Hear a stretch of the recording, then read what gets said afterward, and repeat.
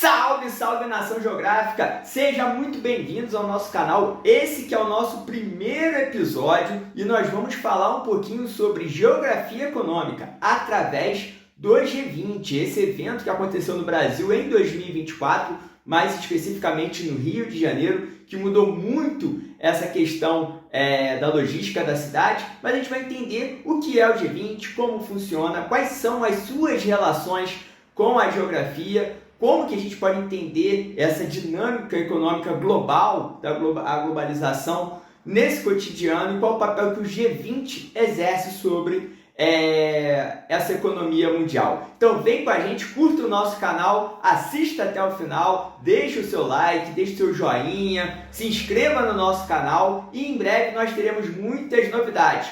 Roda a vinheta e vem com a gente! Isso aí, galerinha, o que vem a ser o G20? O G20 é um grupo formado por 19 países, mais representantes da União Europeia, que discutem questões relacionadas à cooperação econômica. Ela foi fundada primeiramente em 1999 e todo ano um país assume a presidência para levar adiante essas discussões. Então, esse organismo ele tenta dialogar com a realidade global, temas relacionados principalmente à economia, à sociedade e principalmente agora ao meio ambiente. Primeira dica importante para você que vai fazer um concurso público, para você que vai fazer um Enem, vai fazer um vestibular do seu estado, não é um bloco econômico. Blocos econômicos nós vamos ver na próxima aula, também é um assunto muito importante. Beleza, quais são os principais países ou grupos que formam esse G20? Tem o Brasil, tem a África do Sul, tem a Austrália, tem a França, tem a Índia, tem a China, tem os Estados Unidos, enfim, são inúmeros países com perfis socioeconômicos diferentes, mas que se enquadram em duas classificações. Ou são países desenvolvidos, considerados desenvolvidos do ponto de vista econômico, social, ou são países considerados emergentes. Daqui a pouco você que está assistindo vai ver o que são países desenvolvidos, o que são países emergentes. Qual a diferença entre o G20 para um outro grupo chamado G7? O G7 também reúne lideranças globais, mas já é um grupo mais restrito, formado por 7 importantes economias: Estados Unidos, Canadá, Reino Unido, França, Itália, que discutem não só questões econômicas, mas de interesses geopolíticos mundiais. Então vai a segunda dica: não confundir G20 com G7. Nem o G8, que eu ainda nem falei, mas que também não tem muito a ver com essas duas classificações. Quais são os principais objetivos do G20? O que esse grupo, de representantes de países ou instituições, como a União Europeia, discutem? Principalmente o desenvolvimento estratégico do mundo, do ponto de vista econômico, do ponto de vista social e do ponto de vista social. Se eu tivesse que dar uma dica para vocês que vão fazer questões de provas relacionadas ao G20, inclua 3 palavras: desenvolvimento, estratégia e cooperação. São os 3 pontos fundamentais. Além disso, tem questões que são consideradas secundárias que também entram na discussão. Questões relacionadas à saúde, educação, meio ambiente, temas ligados à corrupção, um problema que assola vários países no mundo. Então, esse acaba sendo o objetivo do G20, discutir questões econômicas, discutir o progresso, o desenvolvimento, estratégias de cooperação global, quais são os rumos da economia global, quais são os rumos dos temas tocantes aos inúmeros países, aos problemas que o mundo vem passando. Quais são os principais temas que foram debatidos ou que estão sendo debatidos no Rio de Janeiro? Foram decididos alguns temas centrais. O primeiro deles é a inclusão social, debater a fome e a pobreza em escala global, porque envolve não só as questões relacionadas à desigualdade econômica global, mas também um problema social gravíssimo que assola inúmeros países.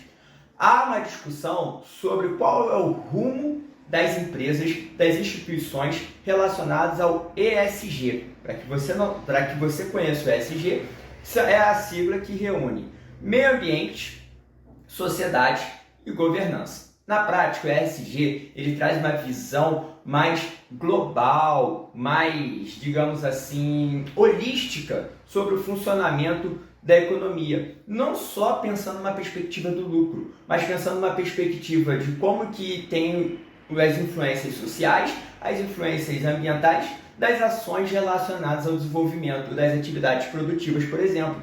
Então, hoje, instituições governamentais, governos, instituições não governamentais debatem essa questão do ESG, né? Meio ambiente, sociedade e governança. Além disso, as reformas institucionais em escala global, pensar na perspectiva de como funciona o FMI, o Banco Mundial, o próprio Banco do BRICS, enfim, são instituições globais que elas precisam redirecionar quais são as suas formas de atuação. Como que vai ser a tributação das grandes fortunas e quais são as perspectivas de salário? O mundo está passando por grandes transformações, principalmente do ponto de vista tecnológico, que vai redefinir o papel do mercado de trabalho. Então, como que isso vai influenciar o mundo daqui para frente? Então, esse é um ponto extremamente importante. Além disso, a reunião do G20 tende a discutir outros temas considerados secundários. Quais são elas? Transição energética, sair de uma matriz tradicional para poder implementar fontes de energia alternativa, discutir o turismo internacional. Nós viemos de uma pandemia que trouxe impactos econômicos vinculados ao turismo, a bioeconomia, o setor de pesquisa e inovação, como que os países desenvolvidos e como os países emergentes estão investindo o seu PIB na produção de conhecimento em ciência e tecnologia, já que é um caminho irreversível para o futuro do planeta. Além disso, debater a agricultura, principalmente a sustentabilidade e o avanço do agronegócio. São temas que são debatidos pelo G20 aqui no Rio de Janeiro. Aí você deve estar perguntando, tá bom, professor, isso aí a gente já ouviu falar, já conhece, como que está fluindo? Gente, isso envolve questões relacionadas à geografia econômica.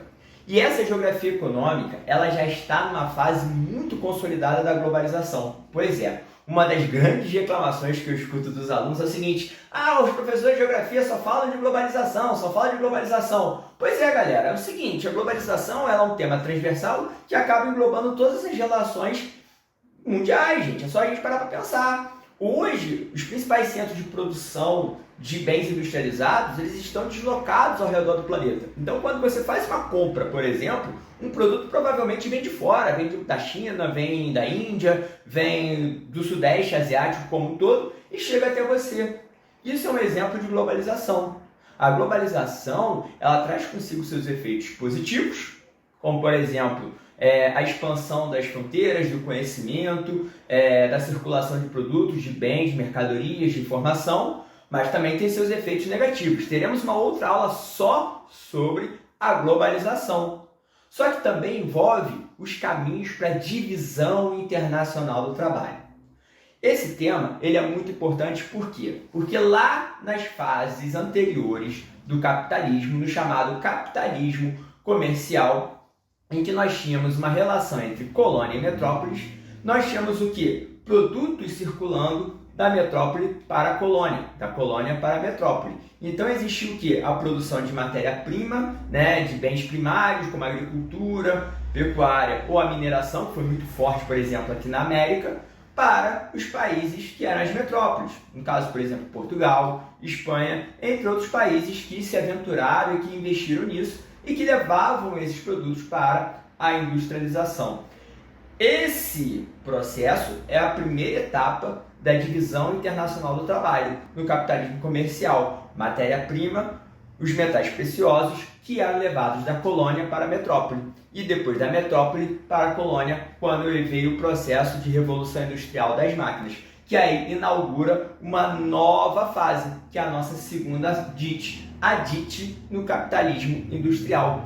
Quando há a expansão do capitalismo na fase industrial, você já vai ter uma relação de produção de matéria-prima quase que exclusivamente das colônias para a metrópole, ou seja, aquele que produzia nesse contexto. Então, a gente passa a ter o quê? Uma relação de países que eram considerados do terceiro mundo, os países considerados subdesenvolvidos, que nem é tão subdesenvolvido assim, é um termo, uma matéria extremamente polêmica, baratos, e compravam produtos mais caros no processo de industrialização. Isso formava uma relação clássica da divisão internacional do trabalho, que muitas das vezes a gente chama de velha DIT.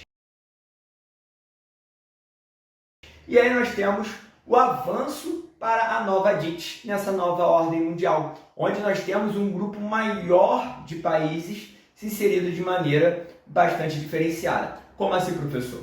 Os países considerados desenvolvidos, eles agora estão o quê? Num processo de industrialização relacionado à indústria de ponta. Então eles têm produtos, bens industrializados com alto valor agregado. Surge, nesse contexto do nosso capitalismo na fase atual, os países considerados emergentes, que estão passando por um processo de industrialização e alguns até de desindustrialização no tempo presente, mas que são aqueles países que produzem bens industrializados considerados pesados. Eles exercem agora uma segunda posição nessa divisão. E alguns países, muitos países, eles são ainda fornecedores quase que exclusivamente de matéria-prima. Alguns países do continente americano, especialmente na América Latina, no continente asiático e no continente africano. Temos três. Então nós temos a nova dos países desenvolvidos altamente industrializados, com uma indústria de ponta, altamente qualificado, mão de obra qualificada. Nós temos os países emergentes, com uma indústria mais pesada, com grandes impactos ambientais.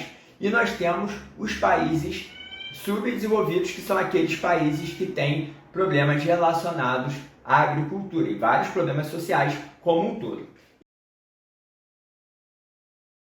E aí vem outras questões que eu gostaria de trazer para vocês. Primeiro, nessa fase da globalização, a gente tem que entender que existem duas condições fundamentais que conectam essa economia global desses países desenvolvidos, desses países emergentes e desses países considerados subdesenvolvidos. Primeiro, a grande revolução tecnológica, onde a expansão das chamadas TICs, tecnologias de informação e comunicação, que tem avançado de uma maneira significativa, não só por meio das tecnologias, mas agora da inteligência artificial, da realidade virtual, da realidade aumentada. Isso traz impactos profundos na forma como as pessoas se relacionam, não só no seu espaço, mas no mundo como um todo. Além disso, aumenta-se cada vez mais o comércio internacional, até porque os países vão redefinindo suas cadeias produtivas, como é o caso, por exemplo, do Brasil, que a indústria ela vem perdendo a sua participação na soma do produto interno bruto. Enquanto isso, outras partes do planeta, que têm vantagens competitivas, têm expandido o seu setor industrial. Além disso, galera, como que esse tema ele pode avançar dentro da perspectiva de uma geografia econômica? Primeiro, como que a gente pensa as cadeias globais de produção? Segundo, como que essa globalização ela tem sido enfrentada ou, entre aspas, combatida pelas grandes lideranças globais? E aí entra questões relacionadas ao protecionismo e ao regionalismo. Qual é o papel da China e da Índia, grandes potências mundiais do ponto de vista econômico e do ponto de vista demográfico, frente a essas novas relações econômicas de poder? Como que entra essa economia digital influenciando a nossa vida? E a biotecnologia, quais são esses caminhos? Então esses são temas que a gente pode aprofundar nas próximas aulas e que são consequências desse mundo contemporâneo que a gente está vivendo. Aí a gente volta tudo e reconecta o que a gente está fazendo. Professor, como que isso tem a ver com o G20? São temas que vão ser debatidos dentro desse G20 e que vão trazer condições práticas para o futuro da humanidade. Então a geografia econômica ela passa por constantes transformações e esses temas são os temas que vão perdurar daqui para frente. Além disso, galera, eu queria, para finalizar esse vídeo, pedir para que vocês possam dar a opinião de vocês. Deixe aqui nos comentários o que você achou sobre esse vídeo, sobre os temas que foram debatidos aqui. Alguns de maneira mais simples, outros de maneira um pouco mais intensa. E aí eu queria deixar duas perguntas específicas dentro desse tema. Primeiro, você acha que o dinheiro físico, aquele que a gente ganha, vai acabar? Vai ser só o dinheiro digital? Ou segundo, como que vai ser a economia global com a expansão significativa do e-commerce? Só para vocês terem uma ideia, 93% dos brasileiros que têm celular do modelo smartphone já fizeram uma compra online. Então é só para a gente entender como que esse mundo da circulação de produtos, das cadeias produtivas, essa nova reorganização dessa geografia econômica em escala global vai acontecer. Então deixa seus comentários aqui no nosso vídeo. Além disso, eu queria saber de você. Você gostou dessa aula? Gostou dessa conexão do G20 que está acontecendo com o Rio de Janeiro com os temas relacionados à geografia econômica? Então se inscreva aqui no nosso canal, deixe o seu like, acione o sino das notificações e vem com a gente. Até a próxima, estamos juntos. Valeu!